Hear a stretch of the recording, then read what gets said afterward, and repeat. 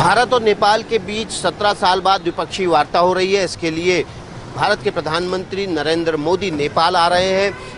रामशाह चौक के पास सिंह दरबार है। सिंह दरबार वो इलाका है जहां पर नेपाल के प्रधानमंत्री का कार्यालय और तमाम मंत्रालयों के दफ्तर हैं। ये आप जो मुख्य द्वार देख रहे हैं, ये सिंह दरबार का मुख्य द्वार है और इसके भीतर नेपाल के प्रधानमंत्री का कार्यालय और तमाम मंत्रालयों के दफ्तर हैं। तकरीबन 1:30 बजे के आसपास प्रधानमंत्री नरेंद्र मोदी सिंह दरबार पहुंचेंगे और यहां पर नेपाल के प्रधानमंत्री के साथ व्यापार, निवेश सहित तमाम समझौतों पर दस्तखत करेंगे।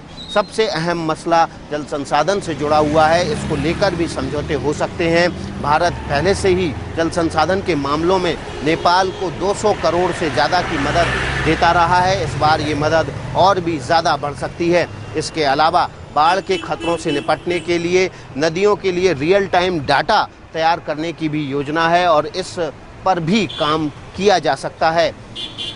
17 साल बाद जब भारत के प्रधानमंत्री नरेंद्र मोदी नेपाल आएंगे तो ये बेहद महत्वपूर्ण होगा और नेपाल और भारत के संबंधों को नए आयाम भी मिलेंगे। बीते कई सालों में नेपाल के करीब भारत से ज़्यादा चीन आया है और यही वजह है कि प्रधानमंत्री नरेंद्र मोदी ने सबसे पहले प्रधानमंत्री बनने के बाद भारत के पड़ोसियों की यात्रा शुरू की। सबसे पहले वो भूटान गए और उसके बाद दूसरी यात्रा वो अब नेपाल की कर रहे हैं।